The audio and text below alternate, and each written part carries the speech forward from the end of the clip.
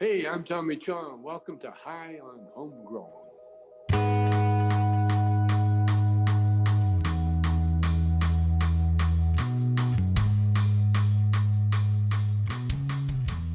Yes, everybody. And it's Friday, so it's time for our Grow Guides. In this Grow Guides, we're going to be answering some questions at the end about electrical safety, about living soil, what's the difference between living soil and super soil, and some other questions that we got in from our listeners. If you want us to answer any questions you might have on the next Grow Guides, then you can send us an email at highonhomegrown@gmail.com and we'll be able to cover it on next week's show. Or you can go over to percysgrowroom.com and you can find us in the live chat there. There's a special room just for high on homegrown questions and you can drop one in there.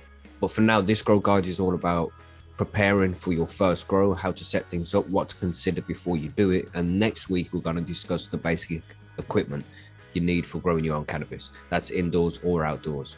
It's all going to be very easy, a nice, easy to follow structure for anybody to learn how to grow their own cannabis from scratch, from knowing absolutely nothing.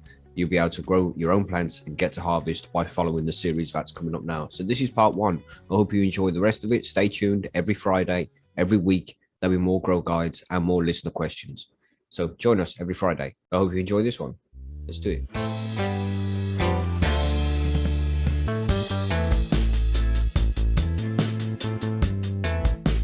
Yes, everybody. And welcome to the Grow Guide section of High on Homegrown, the Cannabis podcast. Anyway, this week we're talking about how to plan your first grow. Not necessarily your first grow, just resetting up again and thinking about, are you going to grow indoors or outdoors? How many plants do you need to grow? So how much space do you need? What kind of tent you might get? Where you're looking for extraction and ventilation points if you're going to grow indoors and things like that. There's just certain things that you want to look into and do some research into before you start buying gear and preparing the actual grow. And that's what we're going to be talking about in this episode of Grow Guides. So there's a lot to cover, really. I mean, we won't go into too much detail about equipment and things like that, because that's for a future episode. We're going to take you step by step through everything you need to do to grow your own supply of cannabis. What would you say was the first thing you need to look into? How to assess how much you need to grow, how much weed do you smoke, and how many plants do you need to grow in order to cover that amount of weed? That's the first thing. Most important. Yeah. It's one that's often overlooked too. Most people don't use that as a metric. Mm-hmm. How much weed do I want to smoke, or do I smoke, and then base it on that. But it's that's the best way to do it. The very hard thing to do as well is if you're trying to base things like that, because again, if you're in an illegal country, you might only be able to afford to buy, say, a Q a week. So that's what you smoke a week. But when you actually grow it, you might be more likely to smoke half or 3/4 of an ounce, or maybe even an ounce a week, because you have loads of it there. So you always have to kind of multiply it out just a little bit, if you know what I mean. Because when you grow your own, you're going to smoke more. But that's what I mean. Yeah, so like if you're doing it to say, right, I only smoke a quarter a week, that's an ounce a month. So they're saying, right, well, a 60 by 60 would do me with one plant, and that will do me for a thing. But then all of a sudden they have it and the weed is gone in a month. Mm-hmm. Because they've smoked it all. That's what I mean. You have to multiply it out a bit, because you will smoke more than what you smoke now. I almost argue that the smoking more part of being a grower is almost a function of just growing more. So if you limit yourself to only growing X amount, you're not going to be able to smoke more, just, because you won't have that much more. Mm-hmm. I that's why I smoke as much as I do, because I have no limit, because I can't smoke more than I have before my next crop is done, basically. So for me, that's why I smoke more. But if there was a limit, I definitely would titrate a lot more, I think, and limit myself, if I didn't produce as much. And again, where you are in the world can dictate that too, because for me, I have an entire room with 5 fucking tents in there blowing straight out the window, not giving a shit. But if you're in a situation where you can't be as open about it, then you're going to need to balance your needs with your actual what you can actually do in the space you have. So, because you necessarily want about 2 square foot for each plant you grow, right? So it's like Approximately, 60 centimeters by 60 centimeters for each plant. And this is why you find a lot of grow tents would be 4 foot by 4 foot, about 1.2 meters by 1.2 meters. That's a good size to have because you can put 4 decent sized plants in there. And for each of those plants, you should look at least 3 to 4 ounces, right? Well, maybe even 6, 7 ounces. It depends how well you do, what medium you grow in. But you want to be aiming for minimum. Don't overestimate it because it's better to have a low estimate. And then if you grow more, then you've got extra. That's cool. But if you need it for medicine and shit, you don't want to have not enough. So balance it out for how much you get at least, and then anything on top is a bonus. Yeah. If it's your first grow, you can't expect obviously to be on the high times cover with pound per plant kind of shit. Everybody has that dream, though. You might. But it takes time and practice to get to get big crops. And it takes a lot of fucking learning. You have to do a lot of fucking research and things in order to do it. Too. Yeah. It's the best way. But yeah, again, it's like when you're planning, shoot for, I guess, like Greenbird says, overestimate maybe a tad, just, but again, there's not a lot of variation in tent sizes either. You can, 2x2 to 3x3 to 4x4. It's not like you can really, and if you don't have to fill the whole tent either, remember too. So, no, but that's what, because better have too much space than not enough. Yeah. But that's why I split mine down instead of having a 5x5. I said, well, if I have a 3x3 and a 2x2, it's giving me 2 separate grow spaces. It's halving it down a bit, but if I can keep it in a perpetual, and if I can keep it moving and keep it on a solid stream going, you can kind of work in small spaces like that. Like there's a guide over at Percys about how you can assess this. So you can head over to Percys Grow Room and it's got all the information there. And it's if you just hover over guides and then the basics in the menu, you'll see starting a grow there, and you'll be able to just click that. It takes you to this nice article that explains a lot of this stuff to you. So an important metric you mentioned actually is how much you expect to get per plant. And if I grow in 3 gallons pretty much consistently, sometimes a 4, but 90% of the time I'm in 3. And I usually expect about 3 ounces per plant. That's me. Maybe a newer grower wouldn't do quite as well. But that's not a huge amount either. So, but that metric definitely helps to obviously, okay, I smoke 4, or 4 ounces a month, and it takes me 4 months to get a crop. So I need 4 times 4 is 16 ounces to last me. And then you just divide that by however many 3 ounce plants you're going to need to produce that, and then go from there. That's pretty much it. Yeah.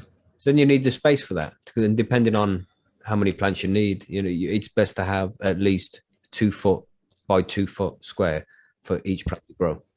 But bear that in mind when you're thinking about the amount of plants you're willing to grow, because most places it's still illegal to grow cannabis. So, you need to be careful and think about your plant numbers as well. If you're growing 50 plants, you're going to get fucked for commercial cultivation and shit. So you have to take that into consideration. The legality of where you live. And if you have a license to grow 24, then it's not a problem. You can pick out all the space you need, but do take legislation into account, because it's risky and you have to try and avoid getting caught. Obviously, you don't want to have your property damaged. You don't want to lose your freedom. You don't want to have crazy fines. There's all different consequences that can come from the old bill finding out, and even more consequences coming if, the wrong kind of people find out. It's not just the police you have to worry about. So this is something that people have to do as well, a risk assessment. How much risk is it? Is it worth the risk to you? And most of the time it's worth the risk, man, because you can keep it quiet and people won't find out about it anyway. If you just have a couple of tents in your room, a small grow, people don't find out about it, and then there's very little risk. There's ways to mitigate. Yeah. We always talk about the 3 rules. That's a huge part of your risk. Or mitigating said risk. But yeah, I mean, depending on where you are, depending on really depending on even in a legal area, you might live in a crappy part of town where if anybody, people are lurking and they smell weed and they come in. Oh, that happens. They kick your door in for crop, or the outdoor, people stealing outdoor. You got it in your backyard in the summer. That too, yeah. So there's lots of things to consider, for sure, but it's situation dependent for sure. So you gotta, again, like Mackie said, know your legal situation in whatever country you happen to be in, and kind of go from there, I guess. It also depends how risk averse you are too. Not encouraging anybody that's like, not doesn't want to get into this, like don't do anything you don't want to do, but that definitely there, even me, in a legal country, there's risk for me to do this. You gotta try and keep your ass covered. People don't need to know about that shit. Only you need to know about it. That's it. Keep it safe. I mean, the next thing that needs to be taken into consideration, which is, it's something that is restrictive for most people nowadays, is the budget, man. Even if it is legal and you have all the space, you might not have the money you need to set this shit up. Here is a little snippet for if you're budget conscious. Your biggest expense is buying weed. So you can buy a cheaper light to get you through the first harvest. Once you have your first harvest, think of the money that you save. You put the money from your first harvest of what you save on buying weed. If you put that towards an epic light, then it means you always have a backup light.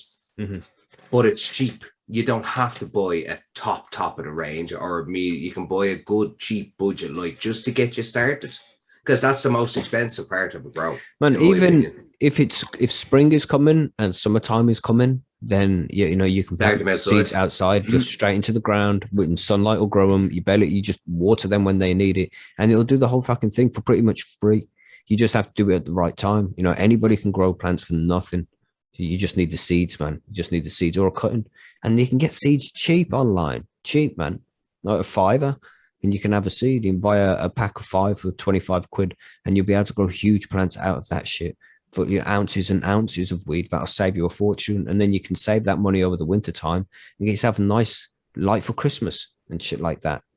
But plan the whole year out, and you just make sure that it's got realistic, achievable goals, and you can do this for free pretty much, just from the money you save by not going out and buying dodgy weed.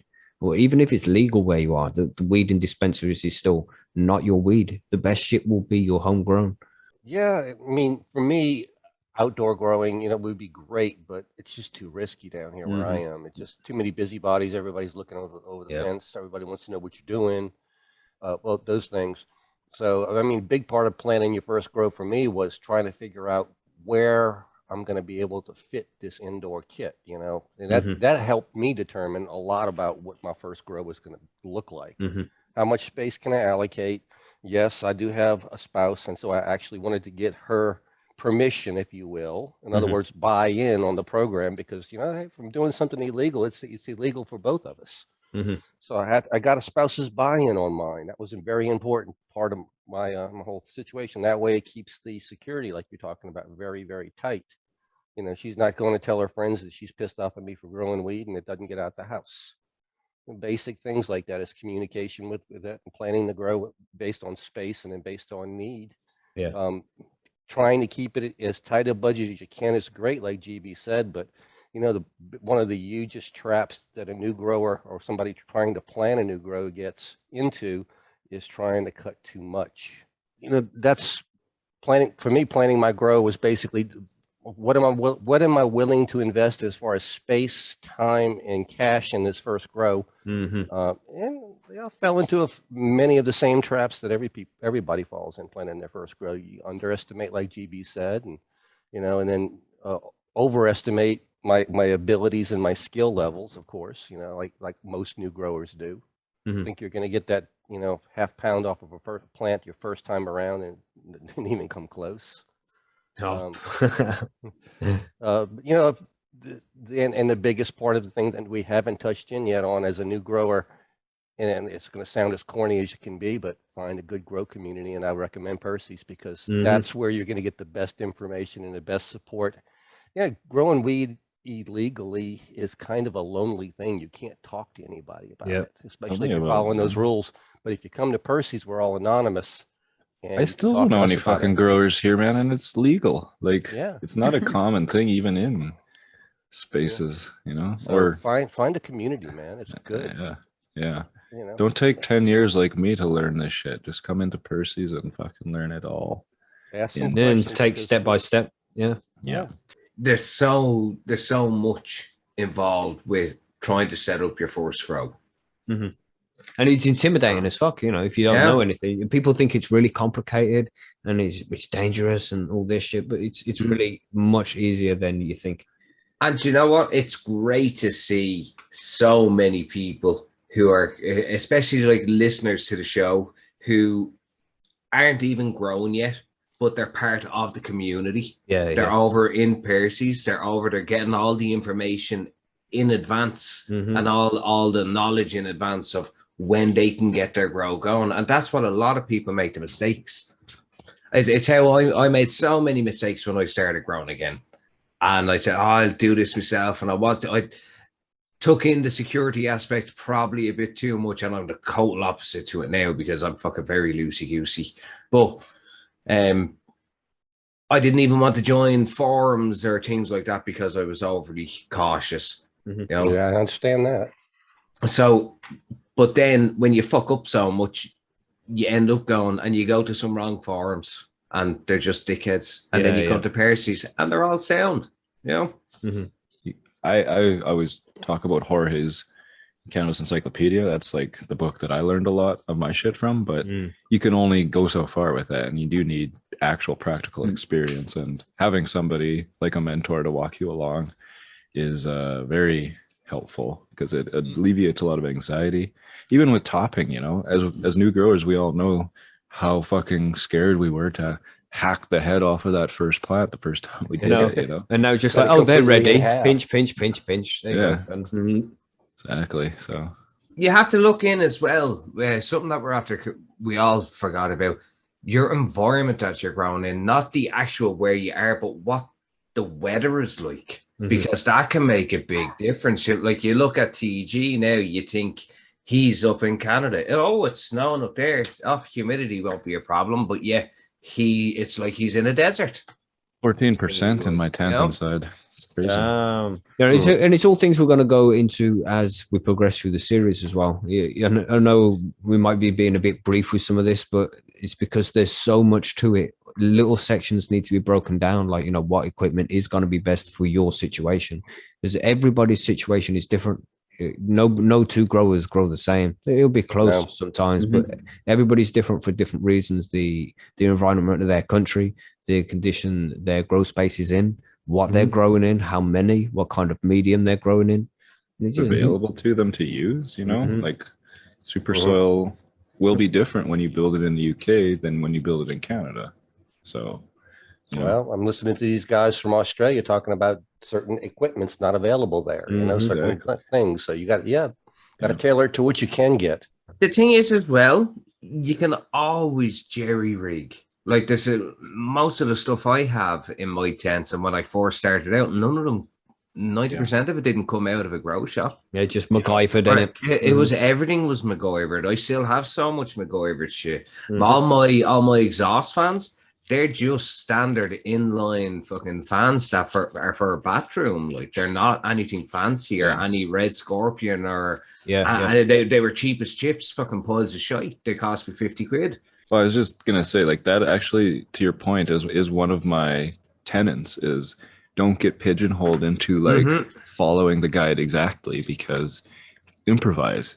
Like even at my work, you know, I work in the cannabis industry. They don't make stuff for the cannabis industry. Everything we have at work is like spatulas from Canadian Tire for food, right? But they're silicone, so they work exactly perfect for our application too. But they're not cannabis, so you got to kind of think outside the box a lot of the time. Because the grow shops, they only have, you know, what you basically need, and probably it's going to be overpriced.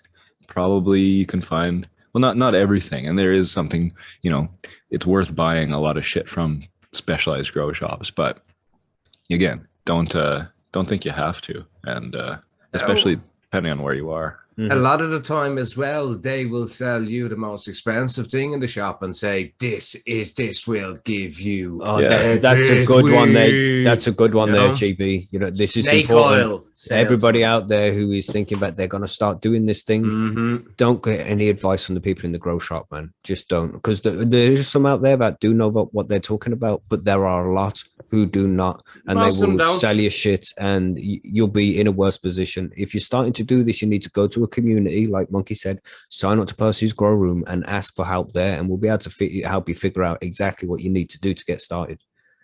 Now, there's no dumb question over at Percy's. You just got to go over and ask, really. And then nobody gets treated like an idiot for being a noob and knowing nothing. It was all there once. You know, we have to come over and ask for help. I still ask, stupid man. I went into a vape shop like last week looking for a 510 battery for my cartridge, and I was like, I need one of those cylinder things, you know, they screw. Like the guy's like, what are you talking about? Like he didn't. Now I felt like really dumb because I didn't really know, and he didn't make me feel stupid. I just, you know, I'm Temple Grower on, you know. But yeah, that way. even Yeah. you know, But when you no- left the shop, he turned around and went, "Oh, did you see yeah, that concept? yeah, You probably. didn't even know what he was talking about, man." Probably. I What would a say he didn't, fool. because people do that all the time in my store.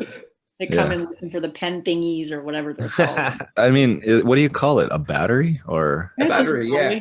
Yeah. Okay. 510 thread battery. 510 battery, yeah. Okay, that's what I'm gonna say next time then. So yeah, just don't be afraid because, like I say, most people, especially when you go into a reputable shop, aka Percy's, are more than happy to help. They're not like Marge said, people ask the question all the time, and I'm sure Marge doesn't go, "Haha, you fucking idiot," you know, like no, No, I do not. of course. Yeah. So Yeah. We're different. We actually like to grow weed, and we actually like to help people grow weed. So we'll talk to people about it. It just confuses people as well. When people get confused and, you know, it's like, just this is too overwhelming. All this new gear, all these new brand names, all these need this size fan for this size hole for this size tent for this kind of plant. It's all overwhelming, man. And this is why it's good to get help and answers directly for the questions you have. That's an important thing. You know, you can read all the guides you want, but they might have that little bit of information that applies to you that you need an answer for. You're like, fuck, man, but this guy doesn't answer it. This guy doesn't answer it. And it's like, if you come to Percy's and ask the question, someone will be able to answer it for you specifically. And that's a good trait, man. And you know, I know there's some really great female growers out there. My missus is not one of them, and she really doesn't even want to know about growing. And I can go to Percy's and find somebody that actually wants to talk about it and then get aggravated about me speaking about it. So that's a good part of that community over there. Well, you say Marge is out there. What would you, because you're reasonably new to this, aren't you? Yeah, I mean, yeah, I was just thinking about Monkey's comment about the space, time, and cash, because a lot of people are short on those things. And I would consider myself to be in that same category. So if you're thinking about doing a grow, whether it's your first one or your circumstances have changed, don't forget about the micro grow. Because good idea. I just started a micro grow myself, and they've just started to sprout up, and I'm super excited about it. I don't have a lot of time, space, or cash to throw at this thing, but a micro grow is like a really easy way to get started. And that's a great point. Actually, I did the metrics for mine that I'm running, and assuming I get 3 to 4 ounces out of the 6 plants I have in there, that'll cost me 25 cents a gram. Right? Nice. Yeah. Yeah. It's crazy. So And that's it doesn't take up, for me, the way I've set it up, it doesn't take up much space, and because they're so small, they don't take up much time either. So it's just it doesn't have to be super complicated. No, micros are the best. Mine are flowering already. In 17 days they started, right? It's a quick turnaround too. Right. Yeah. Which means you can do more of them. Yep. Yep. That's it. And when you're saving that money, when you're not buying weed at stupid prices anymore, you put it away, and pretty soon you get a decent scent, then you get a decent light, then you get, you know, some nice extraction, and you just build it up over time, man. I started out in a 60 centimeter tent, and now I've got a beast of a setup, man. If 10 years ago I could have seen my setup, I would have been wild jealous of myself and be like, what have you got there? What the fuck is that? You know, it's like, but it builds over time, man. Rome wasn't built in a day, and your grow room won't be built in a day. It takes time. Yeah, and build your own grow room. Don't build somebody else's. You're going to want to do it your way. So go ahead and do it your way. You know. That's the thing. I've been to six different grow rooms in Ireland, 6 different people's grows, and each one is done so differently. I've seen ones hidden in closets, like you open the 2 doors and it's like a fake back in it, and it's like a big fucking tent. I've seen other ones where you have like parts of roofs. The the attic space type thing, and it's like a walls on both ends, but it's not. You open the chest of drawers and climb through a gap, and then you're into like a small little hidden grow space. You know, there's some of them are fucking amazing, like, and all unique. Yeah, we did the fake closet there for a bit too. It was kind of fun. Like I started out in the corner in the garage, you know, Yeah. and now I have a fully built Percys grow room that is perfect to everything that I need. I started in my closet in a dresser. I think I have pictures of it on Percys somewhere. Like the first grow box I ever built was in my room, and whenever my friends came over, they're like, "Oh, it fucking stinks in here," and I was like, "Oh yeah, No filters. no, because I didn't have any filters or anything. So yeah, it was like I'm surprised I didn't get caught. My landlords lived right above me too, so I always had to have the vents closed and shit.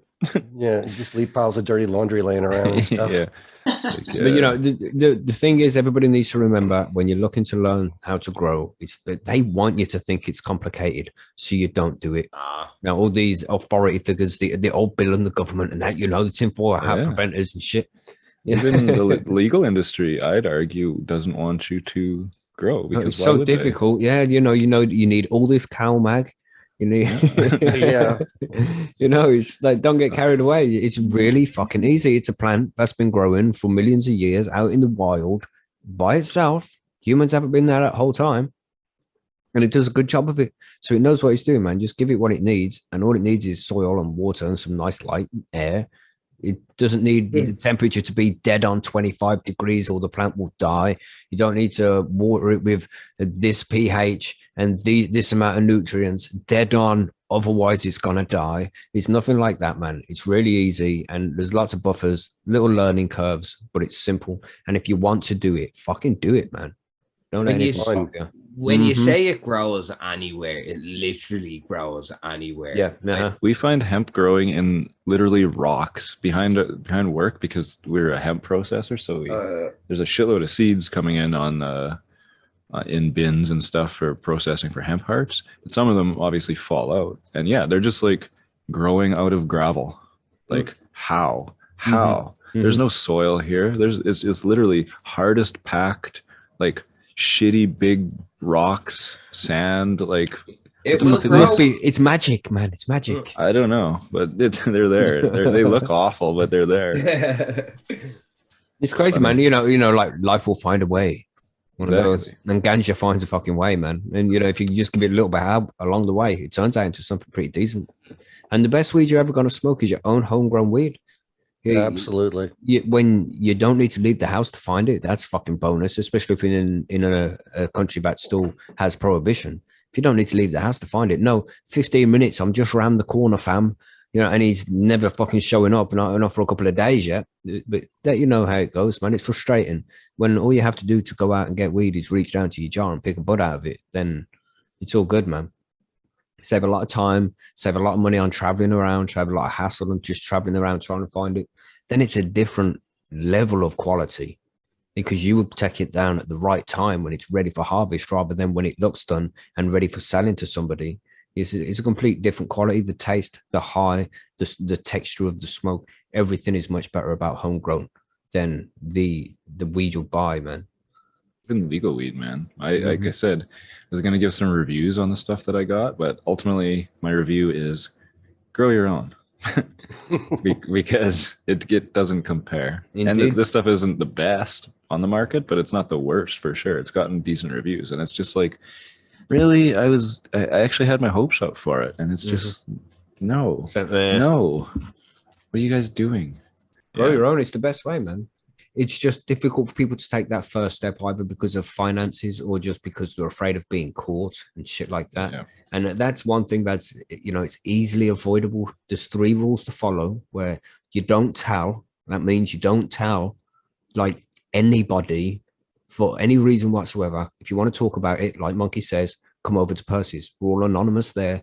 Nobody knows who the fuck you are. You don't tell anybody who you are, but you get to talk about your weed all day long and even take pictures and be like, look at this. I can't believe it's alive. Look, it's still alive. We love seeing your pictures. Yeah, man. And then the second rule is, Monkey, you want to cover the second rule? No sell. That's right. Basically, it doesn't matter how much you have. Doesn't matter if you need to get rid of it or not. if you don't sell it, you're not going to be a trafficker. Put it that way. You're a lower target. If you're only growing weed for your own consumption, it is a victimless crime. That's As right, soon man. as you Mhm. start selling weed to somebody else, law looks at it like, okay, there's a victim involved here. It Mhm. changes the entire game. You want to keep the law off your back? Don't sell it, because if you sell it, you got to tell somebody. You're already breaking the Selling? first rule. Exactly. Selling is a pain in the fucking ass. That's too. very true as well. It's a pain in the fucking ass and not worth it. So No, it's really not worth it. Grow your own. Don't sell your weed. If you have extra, share with a friend, make hash out of it, something like that. Maybe you can skip a rotation, whatever. Mhm. But no, if you want to stay anonymous and you want to keep clean, don't sell. And Marge, you know what number 3 is? No smell. That's right. Yes. If you keep the smell down, then you're not going to alert the people that come to your door to tell you about Jehovah's Witnesses or whatever. Yeah, it helps you remain discreet as Mhm. possible. Yeah. because the smell of a cannabis plant is different to dried bud or bud you're smoking. When it's growing and it hits that stage of flower, when it really fucking stinks, it's pungent. That's just so I love that nice. smell. Oh yeah. Mm. And when you chop it down to harvest and you're drying it and shit, my God, that it'll stink out your street and people will know the smell. And that is just as bad as telling people about it. I'm gonna get in shit when I go upstairs because of this. Yeah. Because it's so smelly. When I was chopping down my A472, I had it was in the garage, obviously, and I opened the garage door, and there's a good probably 100 odd meters from the garage door to the back door of the house. Mhm. That's where the other fella was, and whatever way the wind had blown, he just went, "Oh my God." I was like, "My God, bang it out. I can smell that over here." I was like, "Oh shit." You always have to be careful, and there's ways to keep this covered. You would use extraction, which sucks the air out of the tent, and that air gets pulled through a carbon filter. And a carbon filter is something that will remove the organic matter from the air and pretty much takes the smell out. And it massively reduces the smell going through, like leaking out from cannabis. Pretty amazing how well they work, to be honest. Mhm. Yeah.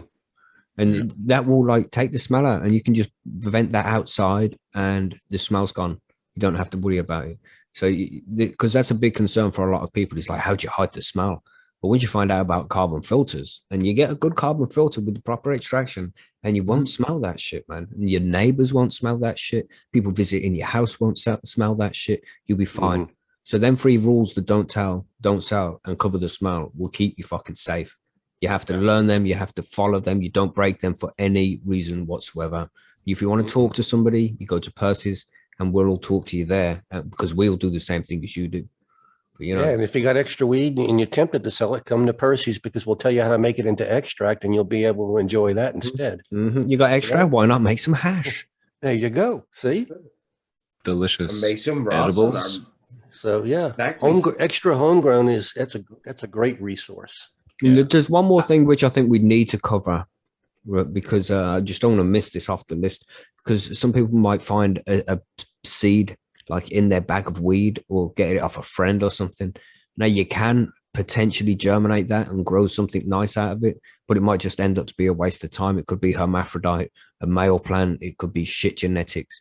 You should really visit a good seed bank and have them delivered to you. Or you can come to Percy's and win competitions for free, and we'll send seeds out to people for free. So I also always say, in Canada, where I'm located, as a Canadian, we're allowed to gift up to 30 grams of cannabis to each other, and 1 seed is equal to 1 gram, just for anybody's information that's in Canada.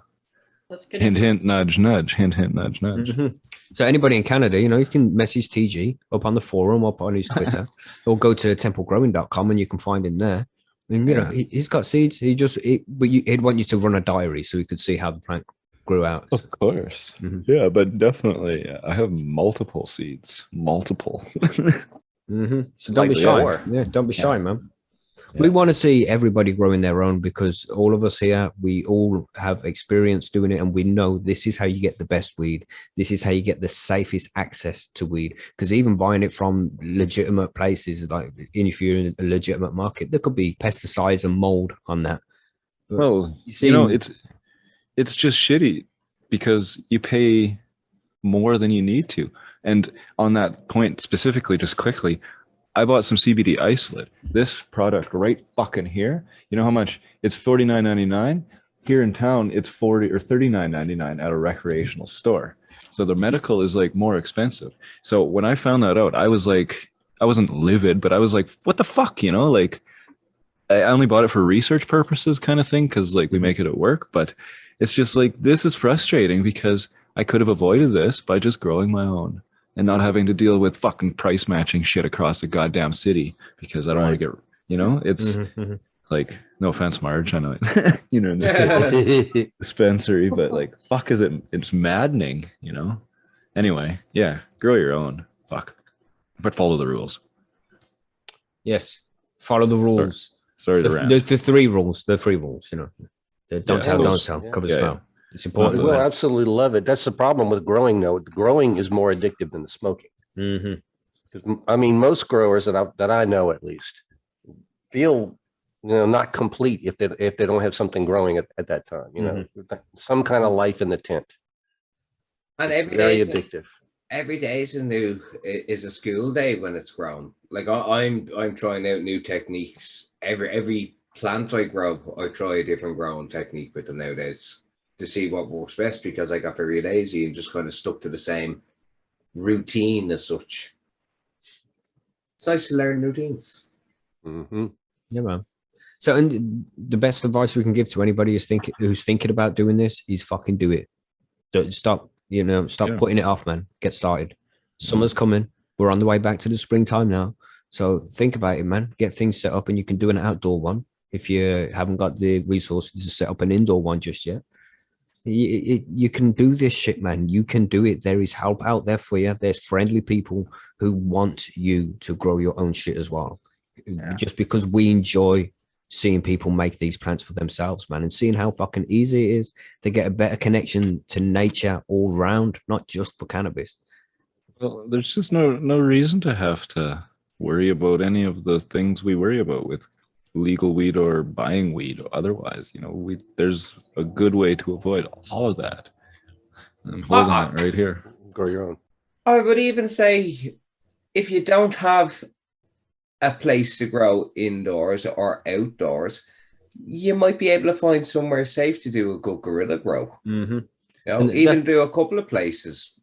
Yeah, but that's something we'll get to in the future as well, is how to guerrilla grow when the time comes. We give you the instructions you need to find a good spot. And that's where you just go out to a random place that people don't go across very often, plant a seed and hope for the best. That's another possible scenario. There's always ways to do this shit. And if you want to do it, just come to Percys and say, I want to learn how to grow my own. What can I do? And we'll ask you the questions that are necessary and give you all the information you need. Because that's what we want, man. That's what we want everybody doing. You all need to experience this shit. But we should move on to the questions which we had this week. Yes. Because we had a couple of questions there which we should run through. We had one from Twisted, who's in the chat. What's up, Twisted? Said, since you are starting out fresh on grow guides, when deciding to set up a grow, how can we ensure that outlets can safely supply the needed wattage for all the equipment involved? And other tips on electrical safety since we be pouring feed water in the tent. Yes. Yeah, because this is an important factor as well, especially electrical safety, making sure that the plug sockets you're using can take the load, especially from grow lights, because they can be high wattage. TG has a great little contraption that measures the draw of your electrical output, so that you will be at them all up. Oh, he has it there. Look. Mm-hmm. Yeah, this is the I don't know the brand. Yeah, if you just Google kilowatt, they have a bunch of different styles of this thing. But basically you see it. You can click on each of these buttons and it tells you your voltage that's coming in and the amps. You plug in your shit into there and it tells you how much is actually being drawn from the wall, how many watts that is, the power factor, and it also tells you, it records the kilowatt hours over time, so you can use it to calculate how much whatever's plugged into the wall Nice. is costing you. So, Yeah. but to Twisted's question, yeah, you can use this mainly to make sure you don't go over whatever your circuit is rated for. Usually 1500 watts is kind of the standard here in Canada. Yeah. A little different standard in the States, but yeah, similar. I always say try split it over if you can over a couple of things, and try not to leave. A lot of people will have an extension cord in a tent. Yeah. Try to keep it at a safe height up above, so where it's not Well, going to be. I've seen any people leave it in electricals. Yeah, don't put any electricals on the ground because there will be spillage. You know, it happens, man. Honestly, to the least or the less distance you have from your wall socket, the better. So if you don't have these extension cords, don't, because the longer electricity has to run, the more resistance it has, and then the less efficient it is, I guess, over time. So you can run into issues with that. You don't have extension cords that long, but Yeah. Well, I mean, extension cords, you have to look at the ratings on your cords and things like that. But, you know, true. I mean, first of all, if you don't have that kilowatt, like TG says, just start off with some basic math. Every piece of your grow gear should have a wattage rating on it. Yeah. And just add it all up. And like TG said, 1500 is a good target. Most outlets in the US will handle 1500 watts. So that's a good target right there. If you're over that, then you may want to get a meter on it or go something like that. The extension cords, if you have to use them, they should not be coiled, because if you coil them, they're going to build heat, and you could actually build a fire hazard by doing that. And like TG said, as short as possible for efficiency. I think I knew the numbers. 14 gauge will pull something like 1200 watts for 50 feet, but you don't even want to go that far for a grow tent. I say if you got to run an extension cord, try to keep it down to 10 feet or less would be my advice. You know, try and plug directly into a wall outlet. Like you guys said too, split it up if you have to, or if you're able to. Yeah. That's what I've done. You know, just make sure you don't exceed the wattage. And don't go anywhere near that top bit, man. And you shouldn't have to. You should be fine. Just with a small setup, you know, it's 4x4 with a light and the extractors and stuff. You should be okay. You won't exceed 1500 unless you got some beast ass HPS.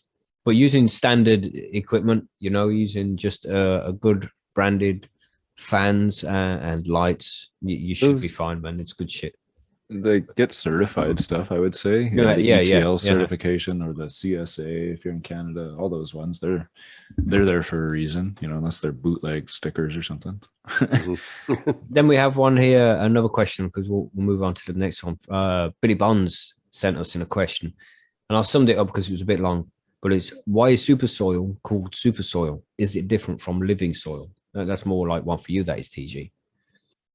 Sure. Well, the short answer is yes, they're different.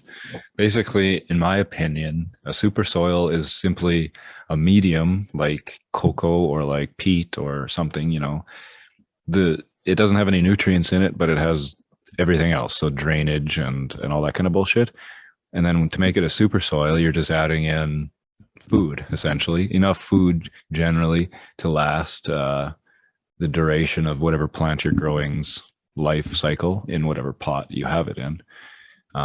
So for super soil, doesn't necessarily need a microbial aspect to it. Definitely that helps because of obvious reasons in terms of outcompeting bad bacteria, helping to make what's in there more available, giving off their exudate or eating the exudates in exchange for their shit, basically. So I remember we spoke with Tad Hussey once, and he was, I don't know, don't quote me on this because I don't know if this is actually what he said, but I'm pretty sure he said like that's kind of the idea he has of the super soil is the microbes are there just for in case they're needed, whereas in a living soil, to get into that, is absolutely dependent on the microbes eating stuff in the soil and then excreting their shit basically through, you know, amoeba or nematodes eating the smaller things, eating the small. It's basically a big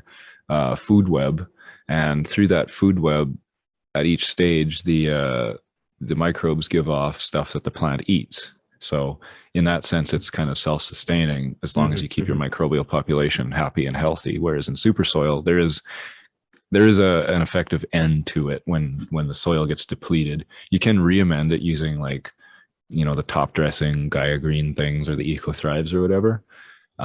Whereas in living soil, you would re-amend it based on what's depleted at the point of harvest. You take a soil sample, you test it, you add a little bit back in to help the microbes basically have like a full spectrum food again, and then go from there. Because I've heard like living soils you can use for years if you keep them going. But yeah, basically the soil sustains itself versus has a kind of a finite end to it with super soil, because the bone meal and the blood meal and whatever else might be in there gets used up. Yeah, that's the way I look at it, at least anyway. Yeah, man, I think that's pretty much it, really. That makes a lot of sense to me too, the way you described that. Yeah. Pretty eloquent, Tej. I mean, I'm sure other like soil people have different definitions, but that's effectively how I think about it. So then we have another one here from Dr. Jitterbug. He said, thoughts on harvesting when you have mostly cloudy heads on the trichomes, that is, but still a decent number of clear ones. And also, any tips on accelerating ripening in the last week or so? I'm in a bit of a hurry to get them drying, if you can't tell. So, well, sorry, Monkey. Depends upon the effect that you're really looking for from your crop, as far as if you want to harvest when you still have some clear heads in there. I know that occasionally my wife will ask me to do that because she prefers a little bit more of an uplifting in I guess a lighter high out of it. So yeah, I mean, I don't have a problem. I would say if that's what you're into, cut them. What would you say? Your GB, you want to say something? If they were mostly cloudy, if you were stuck for weed, I would. If I prefer to have mine around 20% amber and everything cloudy, not just mostly cloudy, and more into the amber stages for me. But that's me personally. But if you're stuck for weed, go for it because it should be okay. And that's what you're going to buy it like anyway. Yeah, that's what it'd be like off the street. You know? Yeah, pretty much. Yeah. I have 2 comments after you're done, GB. Oh, I was going to say if it was me, I would give it another week to 2 weeks. If you're at mostly cloudy, that's me. But sorry, Teach, go ahead, buddy. No, I just wanted to comment on the quickening of the maturation. In my experience using the Shane's UV light, the Micro UVB 310, if you roast the living fuck out of your plant, it basically give it a sunburn. When I did my comparison, I noticed the plant under the UV definitely was a lot more amber tinged in terms of when I looked under the microscope too, it seemed like there was a higher percentage of trichome heads that were at this, and everything else was the same, flowering time, growth rate, all that shit. So maybe UV, I wouldn't recommend it because you get degradation, obviously, too, if you're sunburning your plant. I did it because I accidentally had it too close. So I would say maybe that, but that's just a quick thought that came into my head, because it depends what you define as mature trichome heads, too, if you're just going by color or something else. But very true. So on that point, though, right now, this weed that I'm harvesting is Charlotte's Angel CBD. It also has trichome heads, and like Monkey was saying, you like it a little earlier so you can maybe get it a more of a heady kind of high versus the sedative kind of shit as it goes amber, right? So what happens when CBD, because we don't get those effects at all with CBD, right? In terms of the uppy clears as we move to amber, it's more sedative, because CBD doesn't do that in the first place. But these trichomes still, there's lots of ambers on here, so I wonder if that's actually a decent, objective way to measure, which is like a natural decarboxylation. I don't know, because I don't know what that color is in there that's turning it orange, because I don't think CBN is orange. I don't know. Sometimes arguing that the colors of the trichomes didn't always indicate ripeness.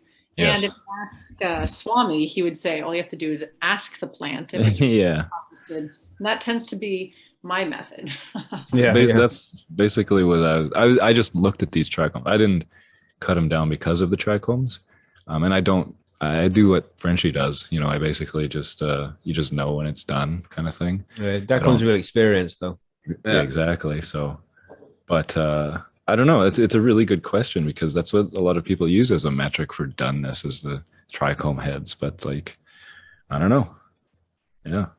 Yeah, I've for seen me, so it's many done when people it harvest smells early. done. You know, that Yeah. pungency that comes from it when it's Yeah. done. You know, that you just like one day you'll go in there and it'll be like, ooh, I that's watch ready. the leaves a lot too. As soon as the leaves kind of start dying, plant goes into full senescence mode. There's like Mhm. that's when I assume not only are the leaves dead, but the root system's probably dead too. You notice that the plants at the end of their life don't drink as much. Mhm. They're not doing what they were doing before. So at that point, I'm like, yeah, this is fucking the window.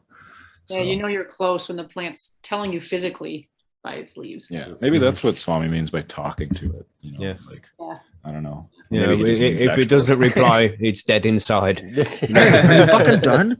Are you done? Come on. You done yet? Yeah, and Swami yelling at plants in the field. I can't see that, but No. Hey, And if it did, it'd be back out there like, I'm sorry I shouted at you, bro. yeah.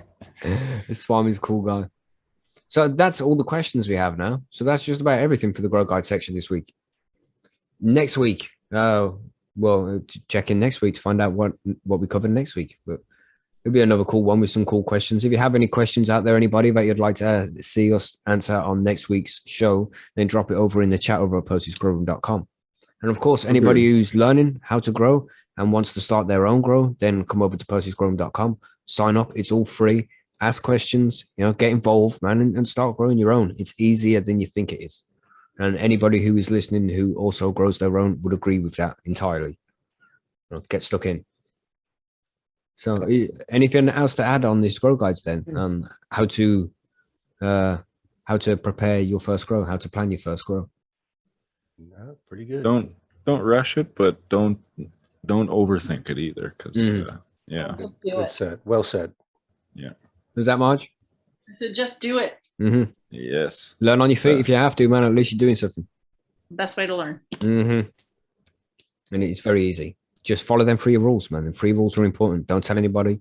Don't sell to anybody. And cover the smell of the weed because it will stink very, very strong.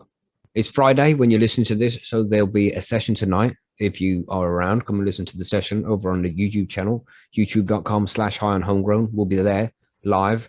And if you join up to the mailing list, which has got a link in the description of the show, if you head into the description, click on the mailing list link and sign up there, you'll get the link for next week's live show, which is this recording on a Sunday. So come and sign up to the mailing list as well. That's all in the description of the video or the show. Nice. I think that's it, everybody. Should we say goodbye? Should we say Go on, folks. goodbye? Bye. Okay. Later. Yeah. What do you say normally, GB? Blonde. Slan. Okay. Slain. Blonde. That's how I say slain. And there we go. Thanks for listening. That's the first of the grow guides done. Next week, we'll be discussing the basic equipment for growing cannabis, whether it be indoors or outdoors, just so we can get a nice cover of what you're going to need at the very least and work our way up from there. I hope you enjoyed this. If you did, please leave a review on the podcast, share on social media amongst your friends, or make sure that anybody you know who is interested in starting their own grow starts listening to this series, because they might learn a thing or two along the way. Of course, if you have any questions, drop them over at percysgrowroom.com, or you can email us at highonhomegrown@gmail.com and give us any questions there. Thank you again for listening to the show, and I hope we can catch you live at the session, or come and catch us live on Sunday's show, where we record the grow guides, the news, and talk about the interview. It'll be a pleasure to see you there. But for now, that'll be it. We'll see you again either tonight on the session, on Sunday for the show, or for the cannabis news that gets released on Monday. So enjoy your weekend, and we'll see you very soon. Bye-bye.